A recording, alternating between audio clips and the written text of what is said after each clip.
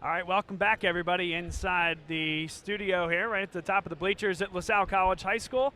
Good game here as Archbishop Carroll leads LaSalle by 2. An essential one for the Explorers to get to really make that last game against St. Joseph's Prep potentially matter at the end of the season. And we bring on Josh Verlin of City of Basketball Love to break it all down for us. Josh, I'm glad you made your way out to Winmore here today. Yeah, it was, good game between two programs really fighting for seeding in the Catholic League, which pretty much everybody is at this point in the Catholic League, unless your name maybe is Newman Goretti. But yeah, great game. 15 minutes from my house, so I figured I'd come on out and see what was going on. Were you here last year for the first round of the PCL playoffs, that 17-point comeback, or did you hear about?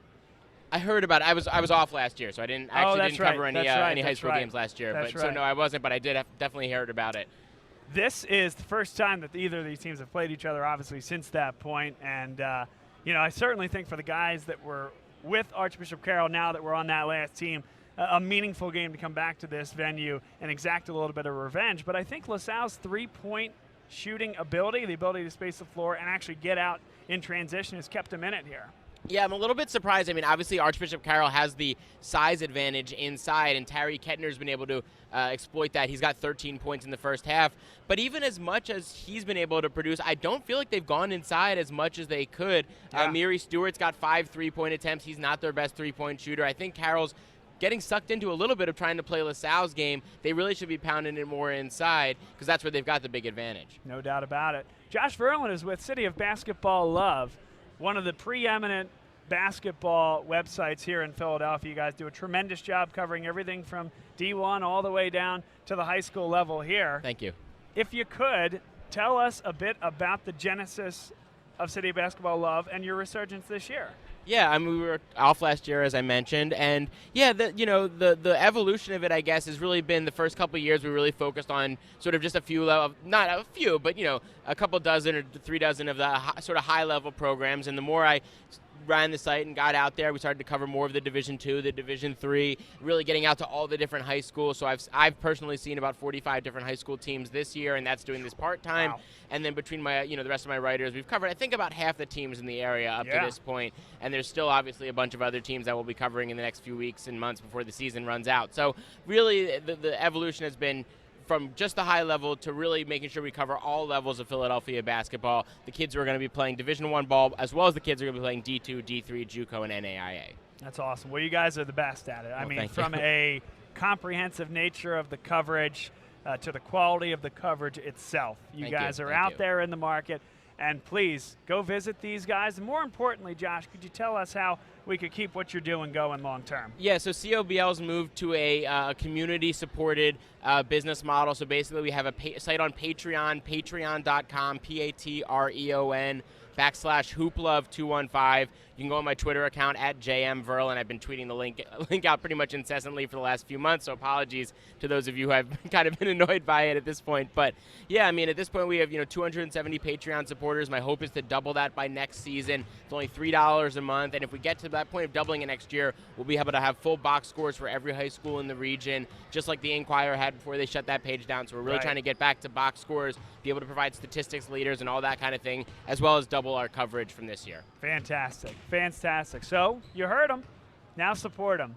Josh Verlin, Patreon, HoopLove215. Exactly. City of Basketball Love is one of the great sites out there. Now, when we talk about comprehensiveness of high school basketball, and we talked about this in the first half as well, maybe nobody more emblematic of what defines Philadelphia high school basketball than Kobe Bryant. Everything that he did at Lower Merion. You're a Lower Merion guy. The news is out there. ESPN is confirming that unfortunately he was in a helicopter crash and passed away.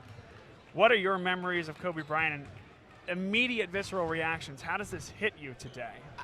It's stunning. I mean, it's like Roy Halladay times 10, I mean, when the news came out that Halladay had passed in a plane accident, I mean, you knew that he was into flying those, sorts of small aircraft, and they can be dangerous, but you never think that's going to happen. But, I mean, Kobe Bryant defines the NBA over the last 20 years, him or LeBron James. And I mean, I still think it's ultimately the Kobe era when you see the way he changed the game, and not to take anything away from LeBron, but Kobe just so single-handedly defined. I mean, he was the Lakers for 20 years, the preeminent program in the NBA, the player that everybody wanted to be like, the marketing icon. The fact that, I mean, and to have a wife and 4 kids, but just the fact that he's gone from the basketball community, because you knew with the years that, the decades that everybody assumed he had left, the impact that he could have had, not just on Philadelphia basketball, but international basketball. Right. And to lose an icon like that at 41 years old is just, it's stunning. I mean, I think my friend Ari Rosenfeld put it best when he said, you both know that this news is real and yet are still hoping that it's not. And it's going to take a long time to accept that Kobe Bryant just passed away at far too young an age. No doubt about it. Stunning is the word that I come up with here as well. Simply can't believe it. And everything that he still had to give. Like you said, he had a brilliant mind for basketball. We'll lose that. We'll lose the philanthropic side as well. And everything that would have come with him. And certainly Lower Merion will grieve. The community will grieve. It's all still very real at this point where we just need to process it. And thank you very much for helping us to do that, giving us your thoughts on that. Any last thoughts on Philadelphia basketball at large and anything you're seeing out there that the folks out there should know about? I think, honestly, the thing that I've realized this year is the future is bright. I think, and no offense to this year's current seniors and juniors, because obviously many talented seniors and juniors out there, but I think the freshman and sophomore classes and the talent level we've seen in the area from those freshman and sophomore classes mean the immediate future is very, very bright for Philadelphia high school basketball especially. No doubt about it. Well, we'll be there to see the future. I know this guy will as well. As long as you get out there and support him. That's City of Basketball Love, patreon.com/hooplove215. Make this guy a part of your daily routine. Josh, we'll let you get back to it. Thanks, Bob. Thanks for being with us. Of course. Thanks for having me on.